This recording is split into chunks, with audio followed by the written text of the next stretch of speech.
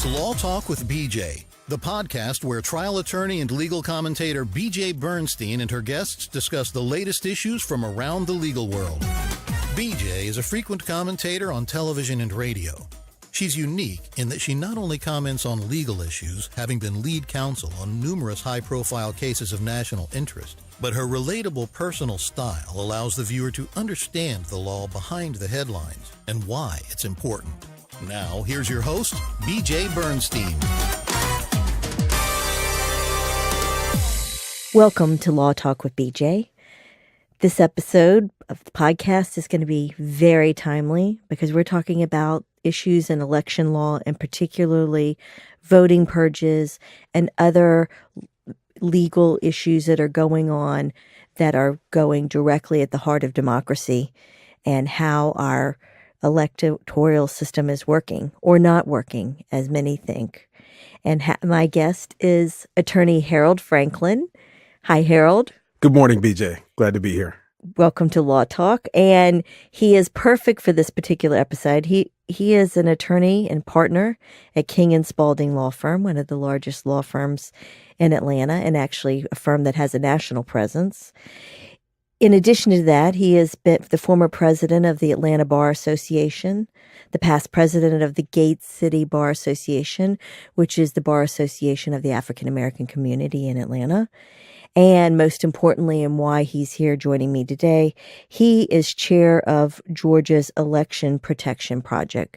He is on the front lines looking at the legal issues and challenges that are happening right now and, in fact, being litigated in a courtroom in Atlanta, Georgia, as we are taping this morning.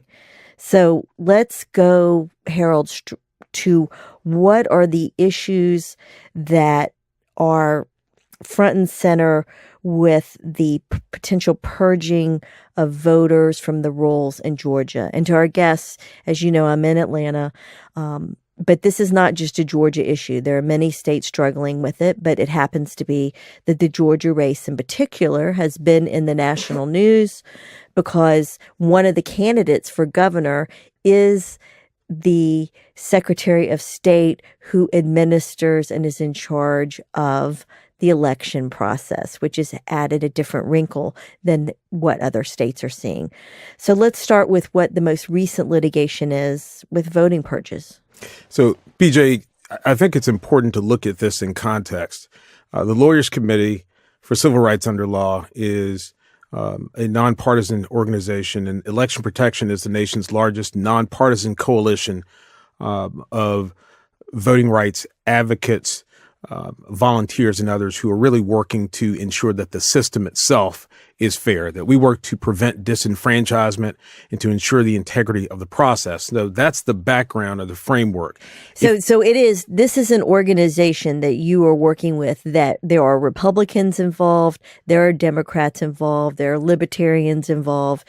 It is a cross-section of who is involved in our electoral system in the United States. Right. It is. The Lawyers Committee is made up of board members from across the country at the nation's largest law firms and mid-sized law firms. And we have many grassroots coalition partners, other grassroots organizations that comprise the Election Protection Coalition. We do not care, nor do we ask or care to know anyone's political affiliation. And so, yes, over the years, we certainly have had volunteers of all political stripes who are involved really to help protect the integrity of the process. If you look back in terms of how this program came into being, and really the Lawyers Committee, this committee was formed really at the behest of President Kennedy in 1963.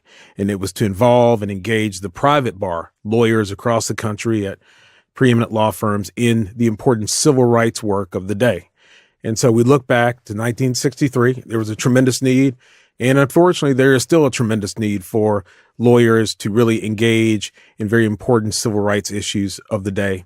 And so election protection is a major component of that. And so that is, one of the things that we focus on as an organization, but a lot of other things as well. And so I'm on the board and also am regional vice chair of the organization. And so we do a lot here in Georgia, especially on the voting rights, election protection front every election cycle.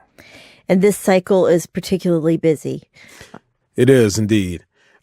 This program came about after the 2000 election in light of all the distrust and concerns about our electoral system. And this program has really been in full force for many years now. And so we work and recruit volunteers. And I'd like to talk about that also at some point today, but we certainly need more volunteers.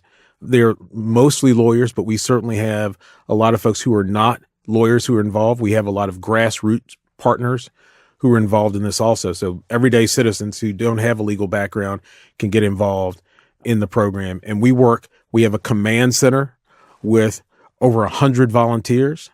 And then we have also in the field lawyers who work in the field and others are grassroots partners who work in the field going to polling places based on where we believe there will be problems.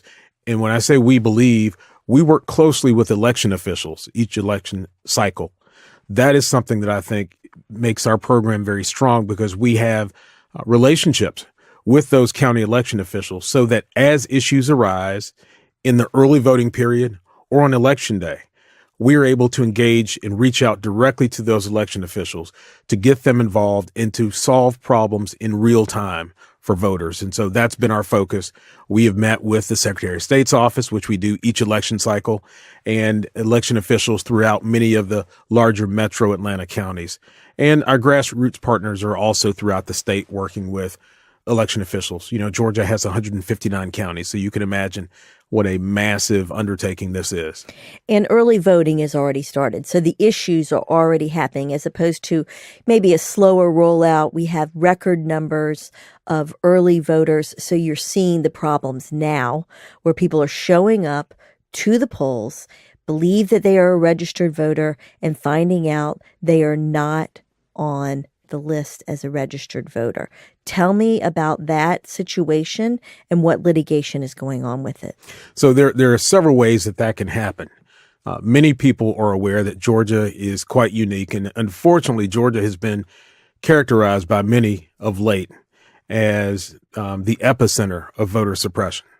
And when you hear that, you know, a lot of folks wonder, well, what does that mean?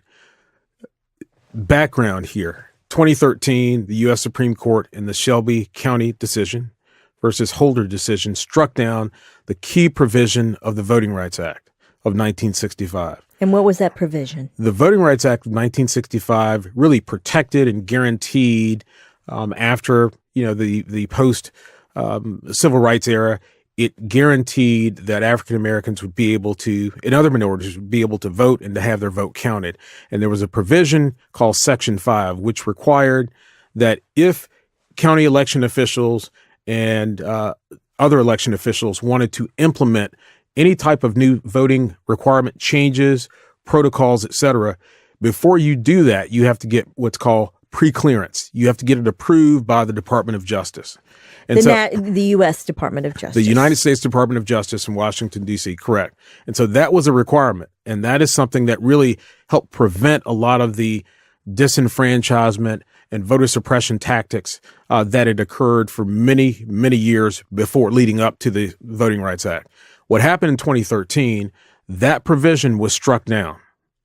Section 5 was struck down. And almost immediately, literally within weeks of it being struck down. And why was it struck down? It was struck down because there was a coverage provision that provided that there were certain municipalities, states, electoral divisions that were covered by the Voting Rights Act based on a history of documented past discriminatory practices, voter suppression practices.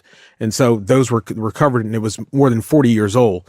The Supreme Court held that the formula was outdated, that the data was old, that the nation had changed so much.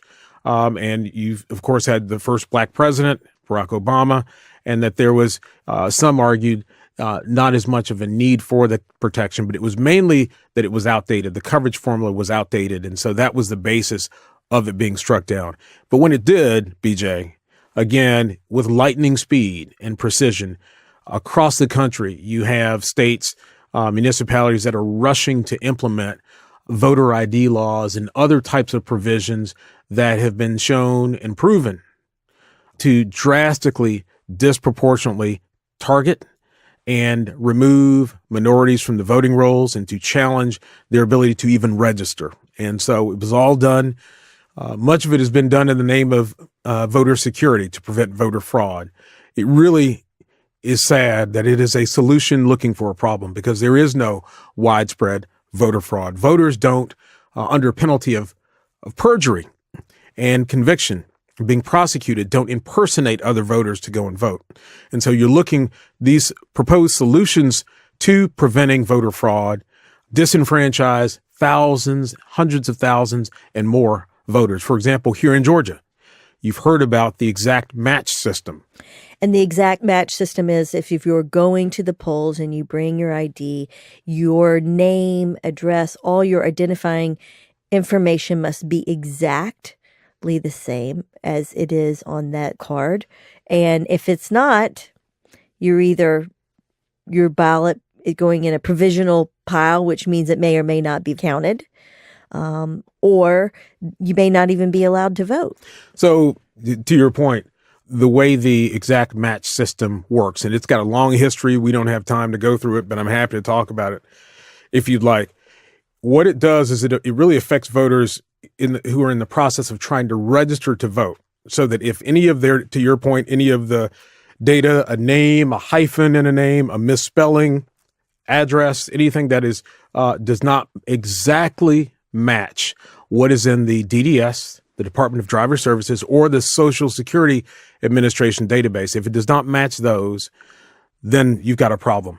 And it's put into what they call pending status, which calls into question your ability to be able to vote.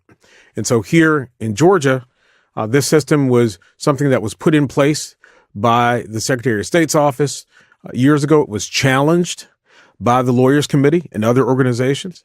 It was ultimately the court ruled in favor of the Lawyers Committee that this system was not appropriate. And after that, the parties reached an agreement on how it would work. Subsequent to that, though, the Georgia legislature implemented the same exact match system, so that now it is a matter of law that is what has been in place. And so that is what has happened most recently, is that this system has been used to affect over 53,000 Georgia voters who were otherwise eligible to vote, who properly registered to vote. And over 70% of them are minority, and most of them are African Americans. And so with these types of policies put in place, again, pre-clearance is not required anymore. So these procedures can be put in place by election officials, and they can have devastating effect in suppressing the minority vote, largely. You know, a lot of people say, well, these sound like they are benign.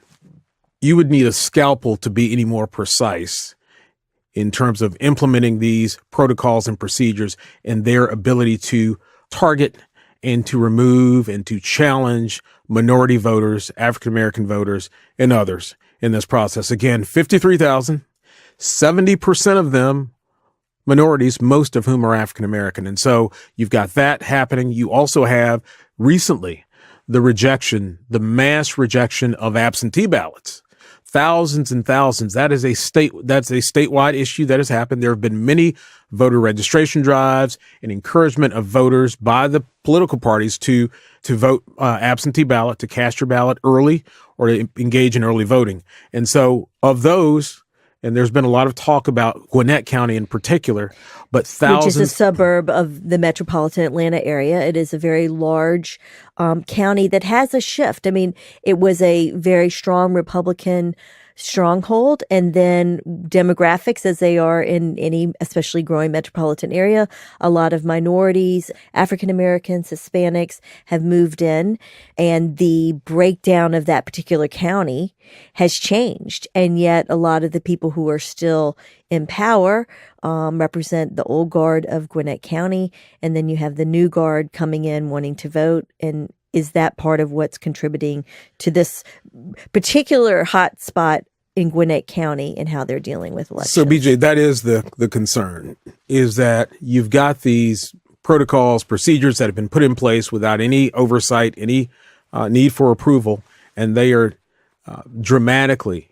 disproportionately affecting minority voters in particular. So in Gwinnett County, I think I've seen some of the statistics, which I will not quote here, but you will find it is so much more prevalent that the affected absentee ballots belong to minority and African American in particular voters. And so that is the concern, obviously, and that was the basis of the challenge, is that you're rejecting these absentee ballots.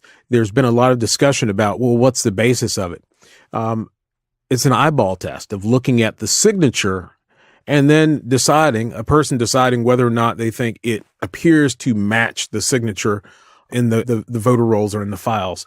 And so when you have that, for example, if I sign something, my signature may not look different today versus tomorrow. Hopefully it will be similar, but those kind of arbitrary, subjective is the word. Yeah. To use to disqualify and to reject outright thousands and thousands of absentee ballots without first notifying the voter that we are concerned about your absentee ballot and we're going to give you an opportunity to come in and fix it. That wasn't happening. And I'm going to interrupt you for a second in that the significance of the absentee ballot right now is that there were a lot of people who are concerned, and then we're going to get to this, about the voting machines, how old they are in Georgia. There are many other states that have the same issue of 15-year-old voting machines that may or may not work properly. And so that people thought, well, if I vote absentee, then I know it's a handwritten ballot I'm sending in and it's going to be counted. Right. So that's the other part, is there are people who may not have voted absentee and are being disqualified this way, thinking that they are doing their utmost to make sure their individual vote counts. Right. And unbeknownst to them, at least before the litigation, and there was an order that was issued by the Northern District of Georgia here last week. Federal court here, in which it provided that process could not be used. You could not discard those ballots, those absentee ballots, that the county election officials had to immediately contact the voters who were affected and to give them an opportunity to come in and resolve the issue. That ruling, however, has been challenged by the Secretary of State's office. Again, and the Secretary of State of Georgia is running for governor, right? Correct. Then the other part, again, in case there's just not another layer, but there are so many layers that actually goes, because a lot of the things you're talking about are fairly immediate, but the purging of the voting rolls going back over a year to 2 years ago, where if people were not voting or there was some other discrepancy, they were being removed from the voting rolls and not able to. So they're showing up at the polls because there's a push now. It's in our public consciousness at a level we've never seen, numbers we have not seen. And I can't remember in my lifetime so many people early voting. And then they're showing up and they can't vote. Right. BJ, I mean, to your point about the purges, that is, a separate issue. We've talked about the exact match system. Right. We've talked about the outright rejection of these absentee ballots. So in terms of purging, Georgia has drastically increased the number of voters who have been purged from the rolls. And the purging process in and of itself is not necessarily a nefarious thing. It's certainly part of list maintenance, something that is done. People die, people get convicted of crimes, et cetera. And so people move and that kind of thing. And so you've got a process of what is called list maintenance. But I'll give you, for example, from 2008 to 2012, over 750,000 Georgia voters were purged. Now, if you look at the same time frame from 2012 to 2016, instead of 750,000, it doubled. So now you're talking about 1.5 million Georgia voters, and we only have about 10,000 in the state. And so you're looking at a very high percentage of voters who are being purged from the system. And so what happens is... And some of the reasoning was, one, if you hadn't voted in 10 years, that was one reason.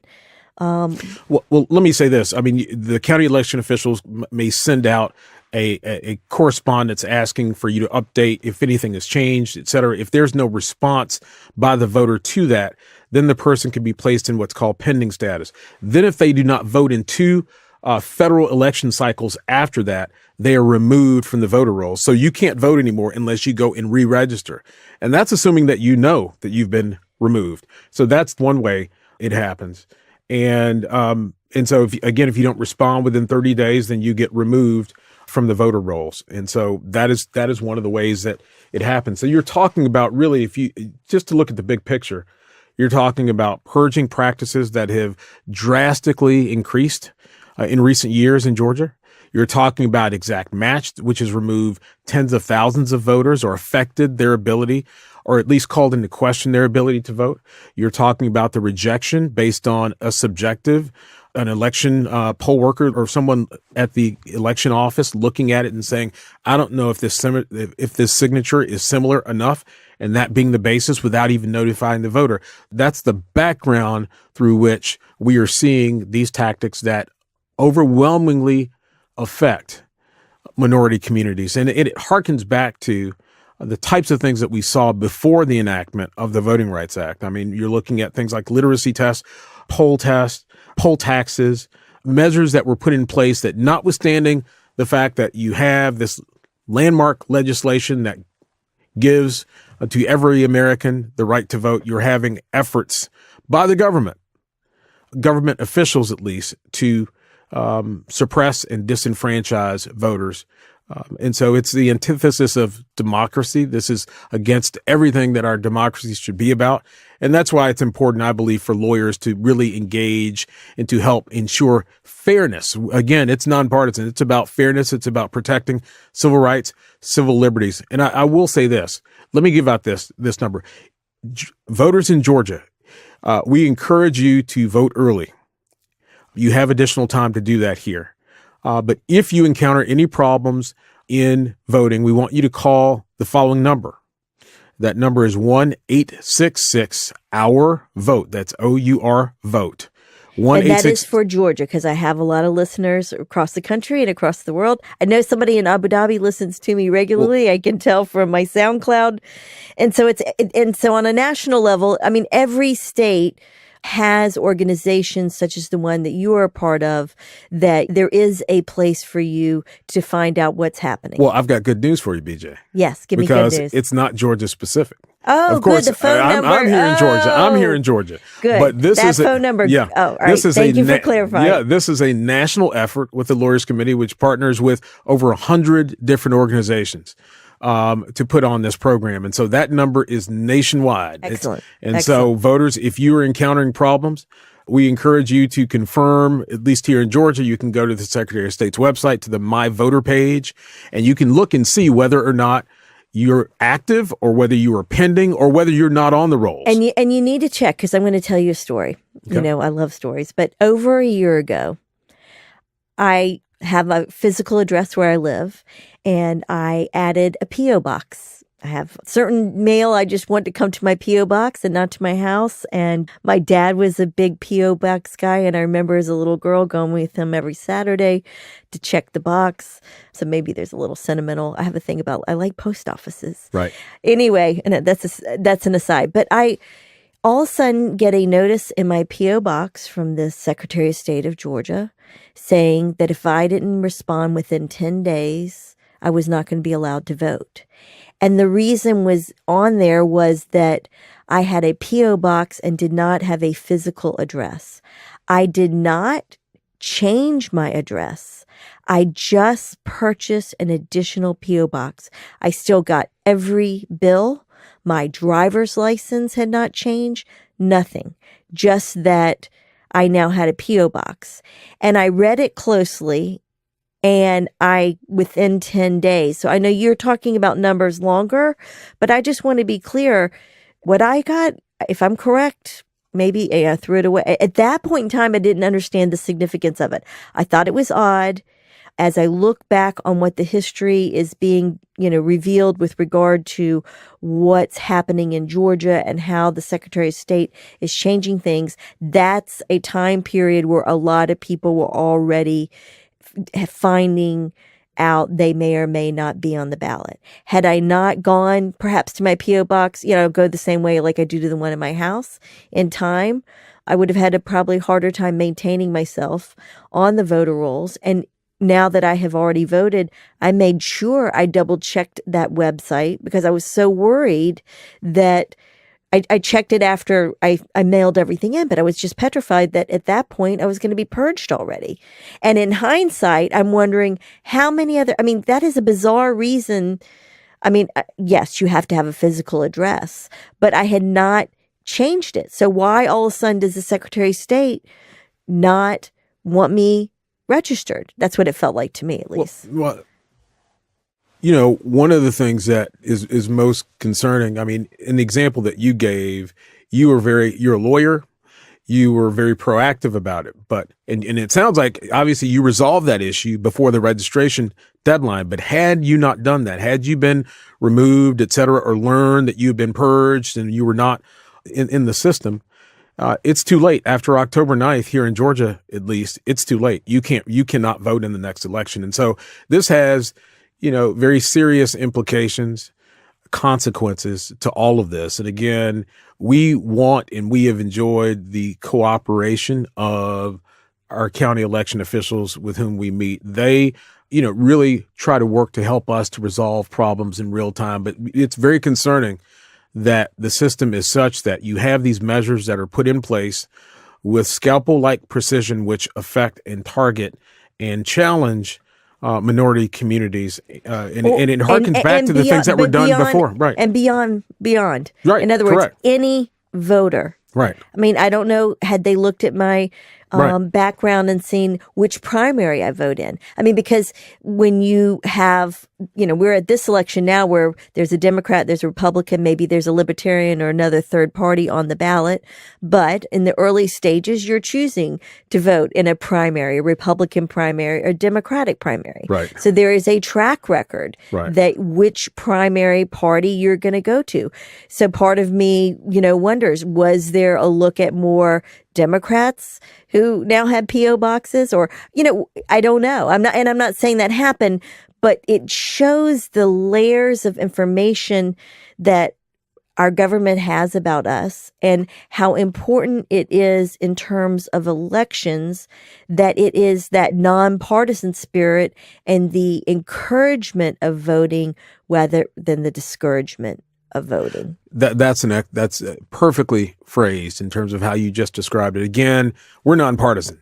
And so with us, it is, and who knows in terms of why that may have happened.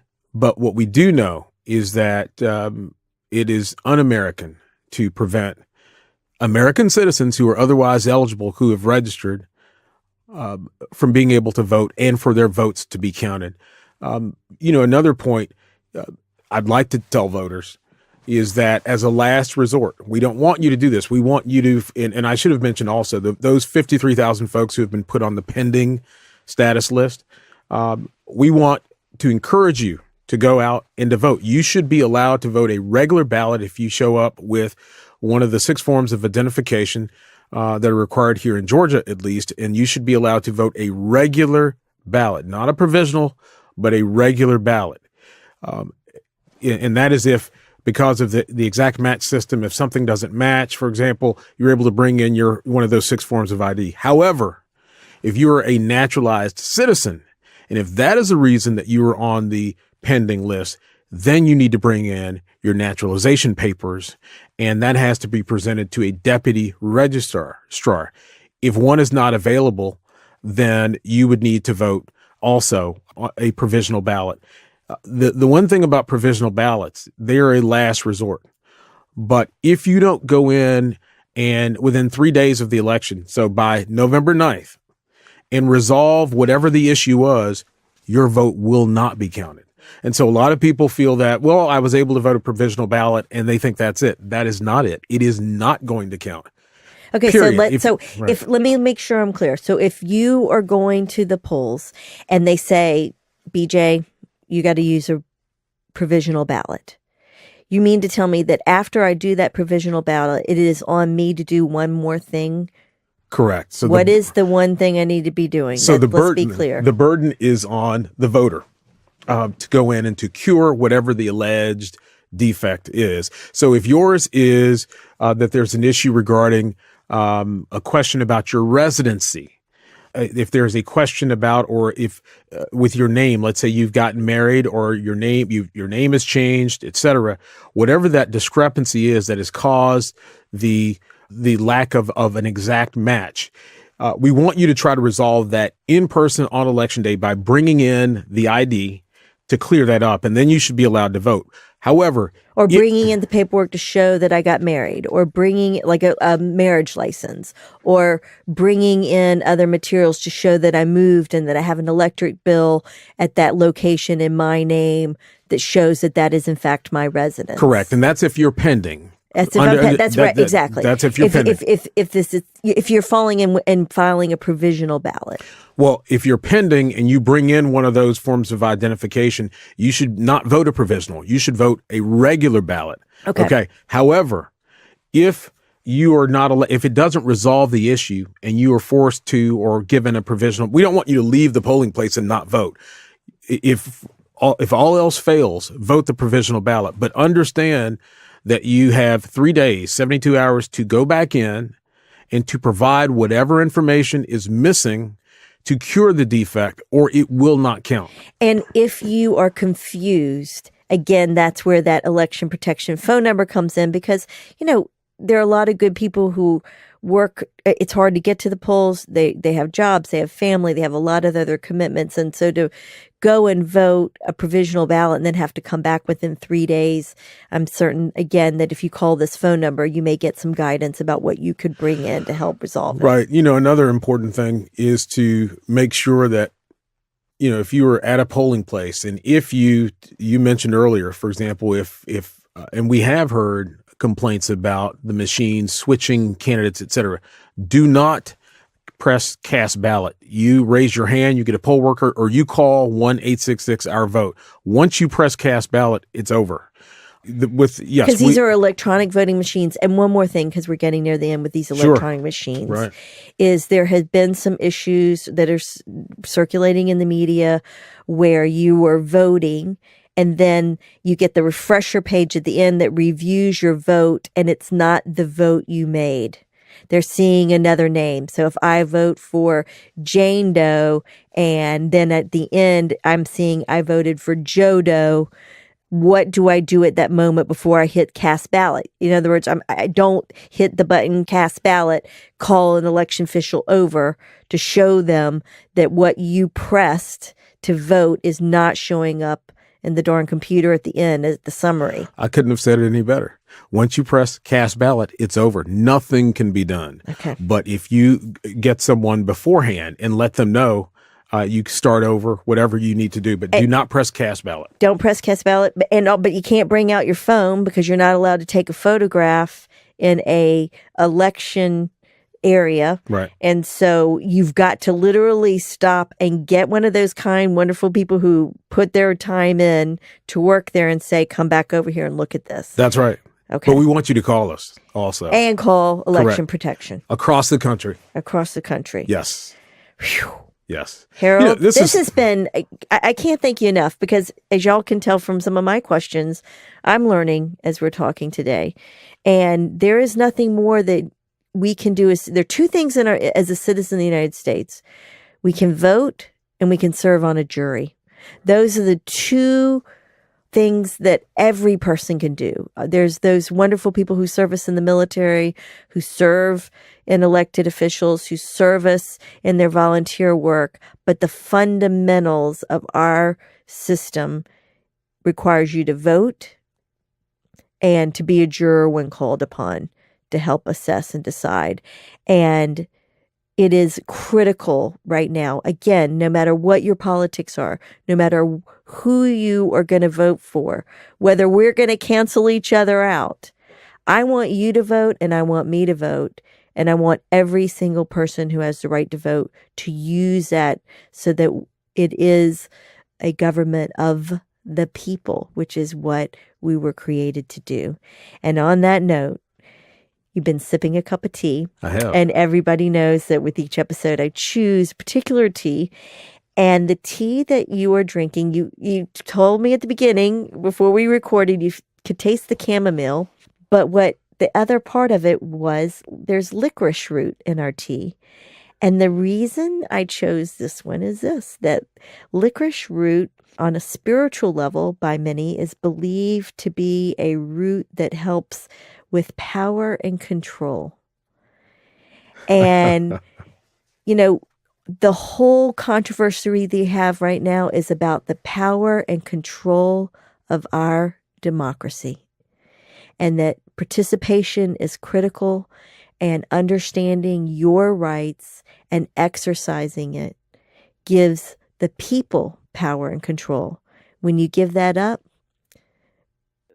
I don't want to be part of what that looks like. So that's why I chose it for you, Harold. And I can't thank you enough for your work and what you're doing and sharing your great knowledge with us. Thank you, BJ, and thanks for all you do. It's been Law Talk. Thanks, everybody. Get to the polls. Yes. This podcast is not to be construed as legal advice. With any legal issue, you should reach out to a professional attorney that practices law in the state and area of law for which you need information or consultation. Law Talk with BJ does not establish an attorney-client relationship, which is only formed when you have hired an attorney and signed an engagement agreement or contract. It's Law Talk with BJ music theme written and produced by Atlanta Audible. This podcast copyright 2018, BJ Bernstein, Esquire.